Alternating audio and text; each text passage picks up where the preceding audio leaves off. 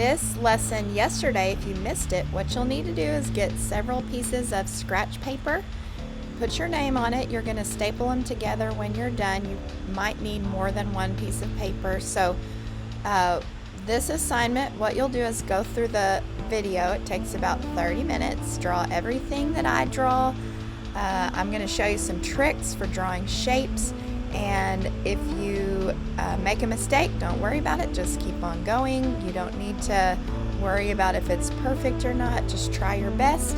And if you are drawing too small or too big, don't worry about it. Just fill up the paper and move on to the next piece of paper, or turn it over and use the back. So you'll draw everything that I draw, and if I write words, write those words down. And so this is your lesson for today.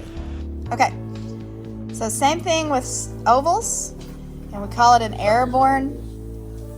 Well, actually we're on ovals now. So keep your hand, you're going to use your whole arm like this, okay? Move in a circular motion and then put your pencil down. This helps you to draw better circles. So just draw as many circles as you can, and then we went into ovals. So do some long skinny ovals, some wider ovals, and then try some vertical ovals.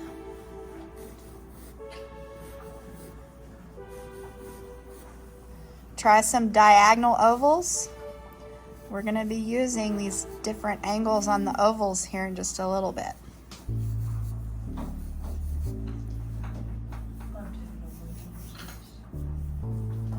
It's okay, we have plenty of paper. Run out of room. But we're not trying to waste it for our right. All right, so we did circles and ovals. Now, when we draw squares or rectangles or triangles, anything with straight sides, a little trick I want you to practice is to start picking your pencil up between sides. Like instead of drawing your square like this, same thing, your wrist doesn't really move that way. So instead of doing that, if you'll draw a straight line, put your hand in a different position, draw a straight line, pick your pencil up every time you draw the line, and then that's going to help you draw straighter edges. So try some squares, try some rectangles.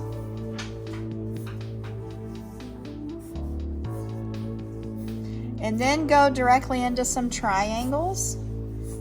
Again, pick your pencil up each time you draw a side and reposition your hand. Get used to doing that. You can try some obtuse triangles.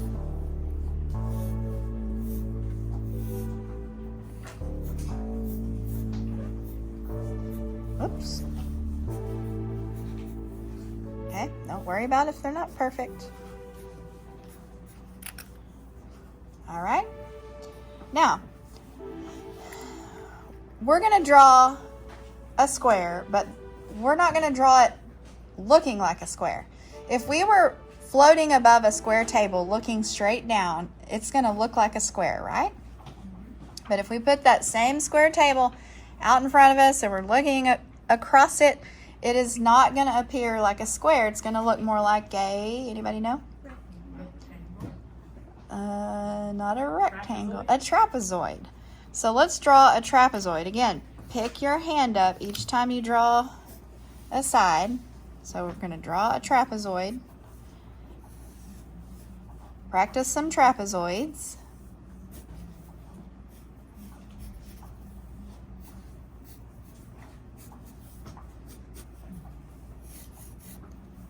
Okay, I'm going to turn my paper over because I need some more room. So the next thing we're going to do is we're going to use a trapezoid, and we're actually going to draw a table. So you need a little bit of space. Find an area with some space. You need some space above and below the trapezoid. So I'm going to draw the trapezoid.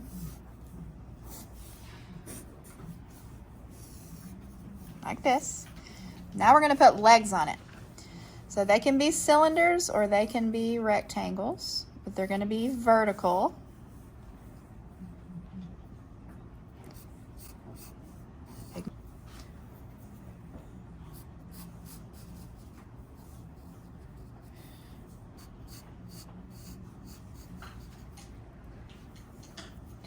So I put little rounded feet on mine. Okay, now the back legs, are we gonna see all of the back leg? No. No, this right here. All right, so this is actually called an implied line. We know it's there. So we're gonna see just the bottom of the back leg, okay? You can draw an arrow to that, right? Implied, I-M-P-L-I-E-D, line, implied line. It's implying that it is there. Same thing over here. We just want to make sure that those are the same length, okay? So now we have a table with legs. All right, so now what if we want to put plates on it? If it's in the distance, are they going to appear as circles? No, they're going to appear as ovals. So now we can put some ovals on here. Okay, don't worry if they're perfect. I just want you to get the general idea of these things today. So we're going to do an oval, and then the one in the back is going to be slightly smaller because it's a little bit farther away. The one on the sides are going to be kind of diagonal, kind of in line with the side of the table. So now we've got some plates. Here's another word. What is another word for oval? Oval. I said like that like a country person. Starts with an E, ends with ellipse. Ellipse. Ellipse. So another word for oval is ellipse. I think it's spelled with 2 L's. Another word I want you to know is concentric. C-O-N-C-E-N-T-R-I-C. Concentric shapes. What this means is the same shape inside the same shape. You can keep going. Okay? If you have a square, same shape inside the same shape. We're picking up our pencil each time we draw a straight edge. All right. If it's a circle, then it begins to look like a target. Okay? So if we wanted to put a rim on our plates, you know how plates sometimes they have a little rim on them? So we can do a concentric oval right inside the edge of that oval. That'll make it look like we've got maybe a rim on our plate. Okay, what about a rug? What if we put a rug under this table? It could be oval, okay? If it's a big circle rug, we would draw it as an oval, or we could draw another trapezoid. So it's back there, and then it comes right here. Mine's going to go off the page. Okay, does that look like a rug? Kind of, sort of. What if it had little fringes on it? Little fuzzy things on the end? Maybe it's got some line designs on it. They're gonna kind of go in a different direction. Over here, straighter here, and they turn that way. Now, what if we want to put a vase on the table? So right here, let's make it a cylinder. We haven't practiced our cylinders yet, but let's make a cylinder. It's going to be curved on the bottom, 2 vertical sides, with an oval on top.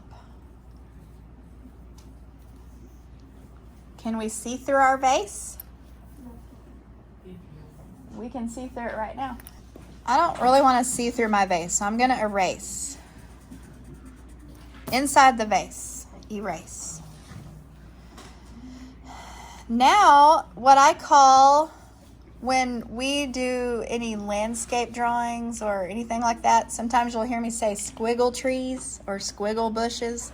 Well, this is going to be a squiggle flower arrangement.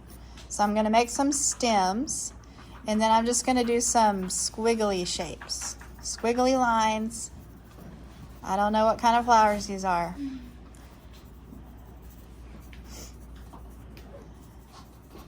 You can do some big leaf shapes maybe. They're just little sketches. Maybe you have one like daisy flower coming out there. Okay? Can't have just one daisy. Put another one.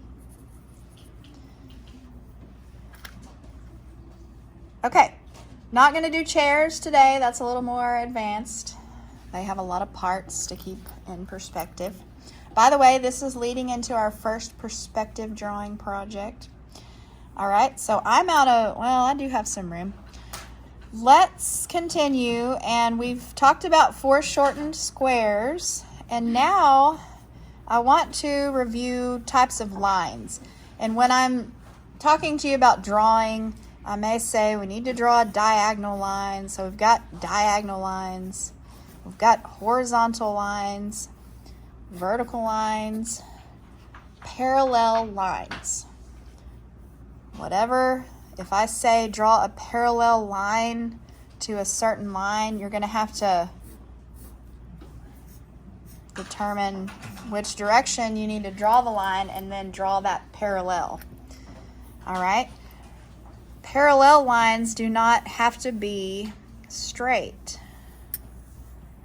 So if we have a strange organic shape and we need to make something parallel to that, then we simply just follow that shape and parallel that.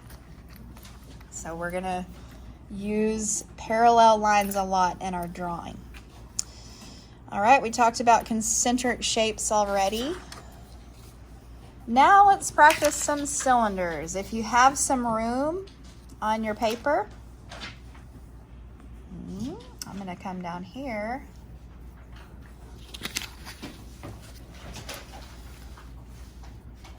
We start out by drawing an oval with two vertical sides, and then we are going to parallel the same type of curve in that oval for the bottom. So right here, okay, I'm just going to try to match that curve. If I have a little skinny flat oval like this,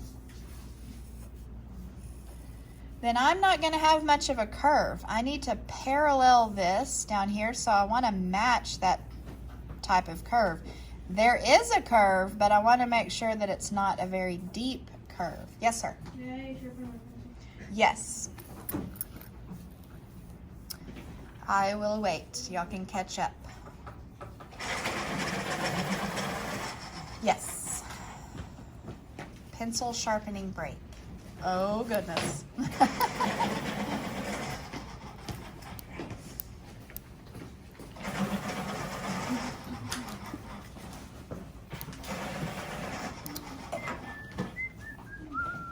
Moving on, there are times when we might have a cylinder lying on its side, so we would need to draw a vertical oval with two horizontal lines. Try to match the curve. Whoops, going too fast.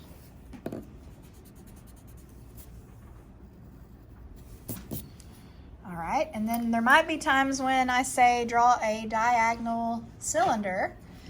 And so we will need to draw a diagonal oval and then diagonal lines. Parallel your curve. Try to match the type of curve right there. And then we need to know how to draw a foreshortened cylinder. So you might see this, maybe there's a dog that lives here, and maybe there is a dog bone on the floor. We're going to just draw it as a cylinder. Then we can turn it into a dog bone. But here's what I mean. This is a giant dog with a giant dog bone. So here we go. So we're going to draw an oval, and then when we draw the lines going backward towards away from us, we're going to make them get closer together.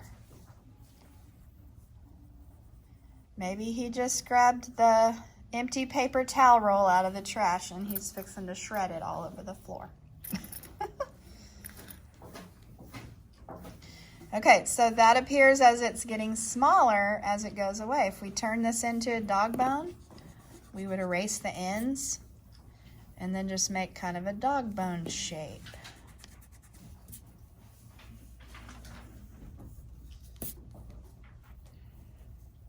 It's not the best dog bone drawing ever, but you get the idea. Okay, now I'm gonna need some more space. So we're gonna take some foreshortened circles and we're gonna go and we're gonna draw a campfire, okay? Because you know how a campfire, the logs are gonna be piled up and some are pointed away from us and some are, you know, leaning. So here we go. We're gonna draw a foreshortened circle. So kind of start out by drawing a circle or an oval. And then we are going to go away, kind of angled upward slightly, making it smaller. These are just going to be cylinder logs. And then we've got one that's going to be pointed down. I mean, kind of leaning on the ground here, and then it's going to get smaller as it goes this direction. Okay? So then these are overlapping, right? So now we're going to erase whichever one's on top. Erase it.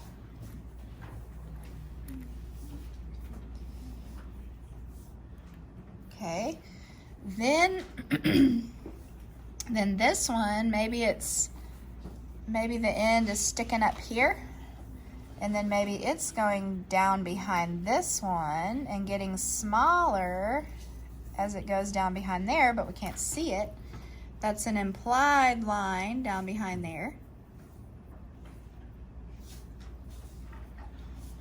Starting to look like a pile of logs.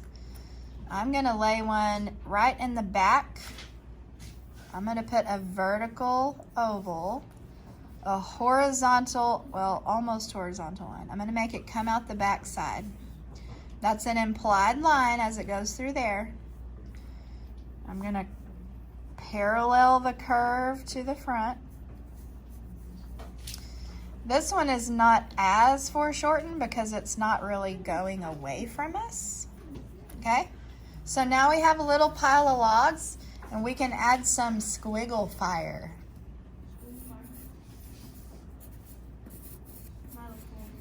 Little pointed squiggles.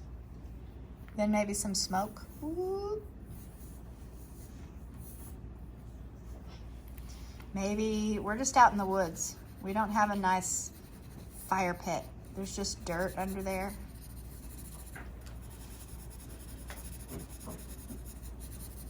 Maybe some rocks. Maybe some grass.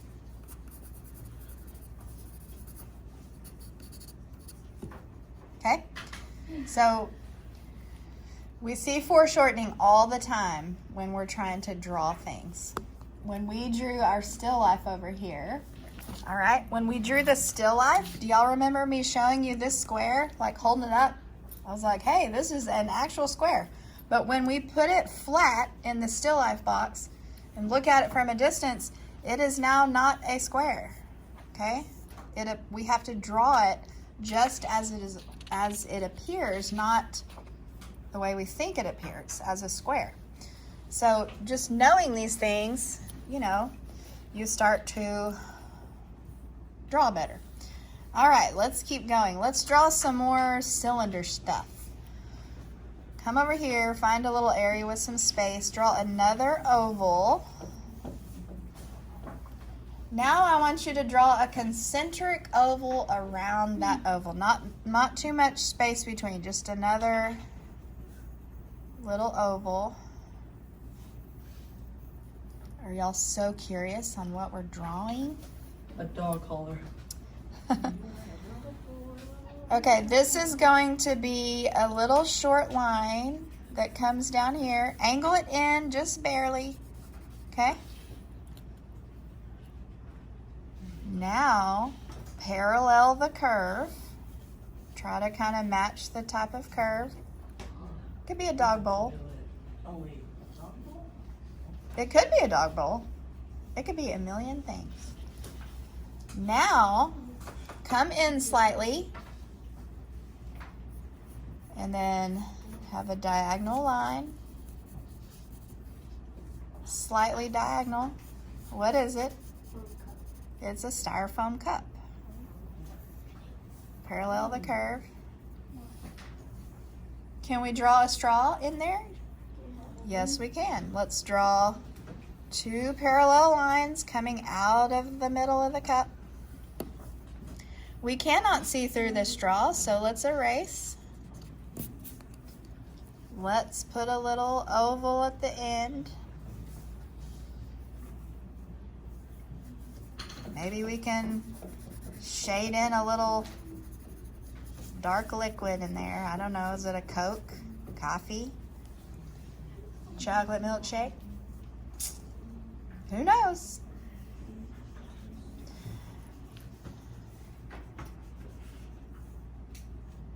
My 6-year-old pokes holes in there and then the liquid drips out.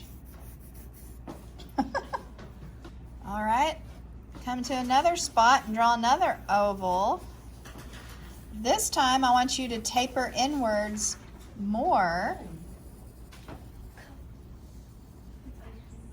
What is it now? Okay, an ice cream cone. We can draw some of the waffle lines around here. They're going to be kind of curved around the edge. We can draw some ice cream on top. Maybe it's oozing over the side. Can't really see through ice cream, can we? So we're going to erase our oval now. We don't need it. And we're practicing. Every time you draw, get in the habit of drawing lightly so that you can erase things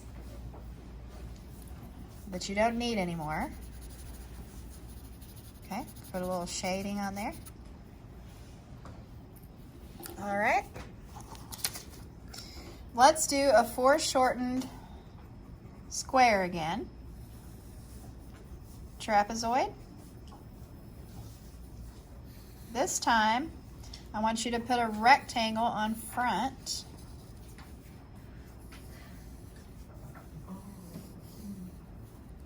Now we have a block. This is one of the many ways to draw a block. Now what I want you to do is draw a line right down the center, vertical line. Then in the middle of the top, I want you to divide this in half again.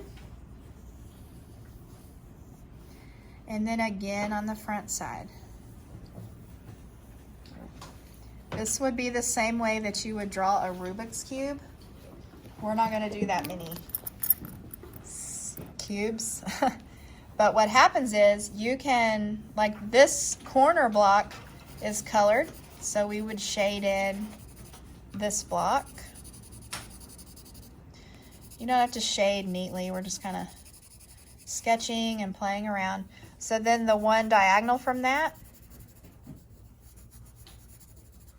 the one diagonal from this,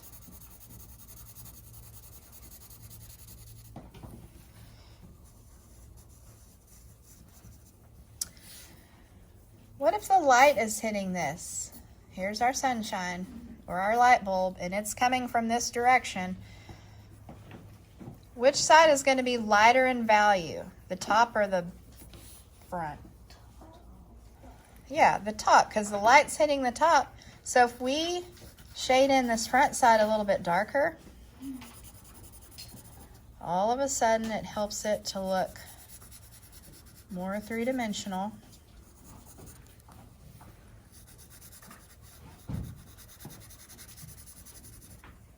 Even our white side now is slightly shaded.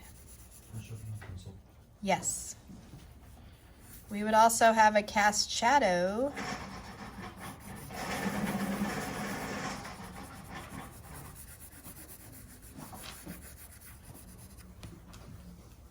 All right, we have about 9 more minutes. We're going to keep going. I'm going to show you 3 ways to draw a block. There's actually more than 3, but I'm going to show you 3. The first way is the way kindergartners do it. And make sure if you get an extra sheet of paper, put your name on it. You will turn these in at the end of class. Okay, this is the way a 6-year-old does it. So you draw a square, picking your pencil up each time you switch directions. Put a little dot in the middle. Then you're going to draw another square, offset. Now what do we do? Y'all done that before? Connect the line. Connect the corners. Yep, connect the corners. So that is one way to draw a block. If we cannot see through this block, then we will erase.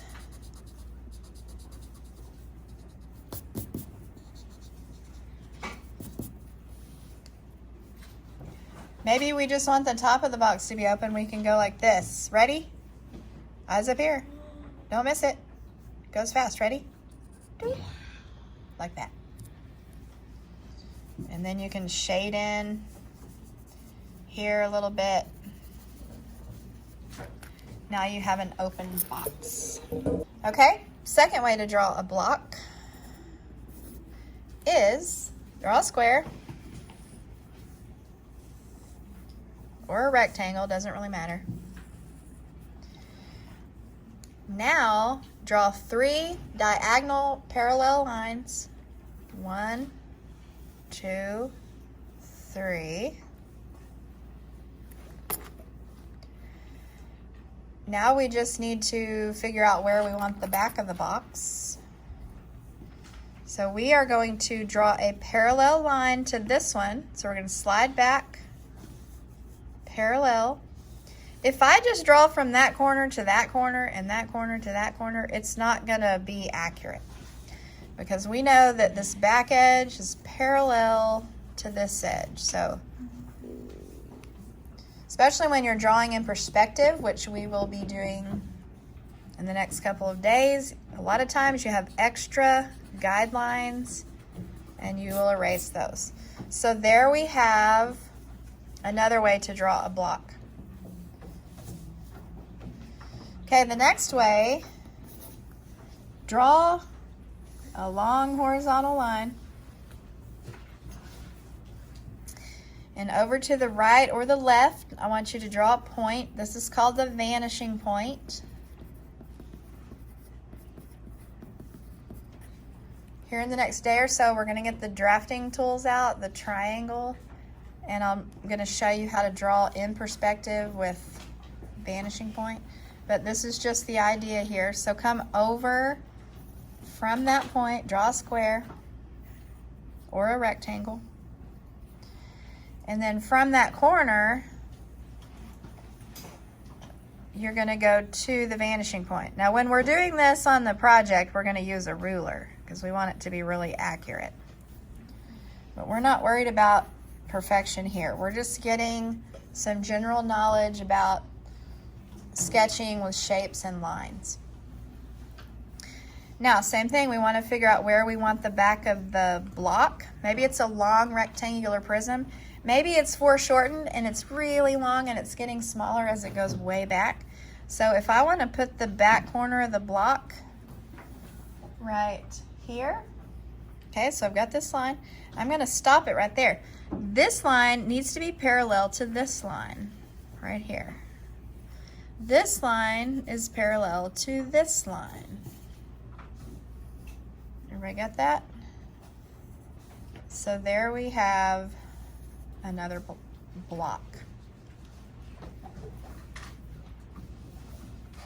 Okay, that is called 1 point. 1 point perspective. Perspective.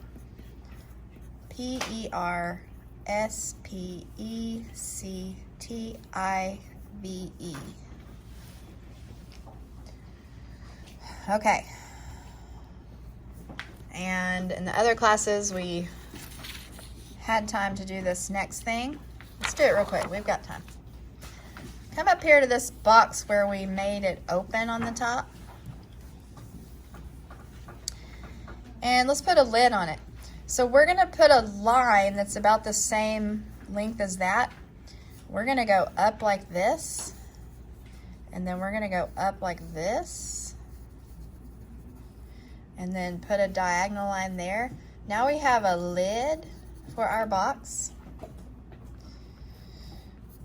Maybe there's a ball in the box. So we see the top of the ball in here. Maybe it's a baseball.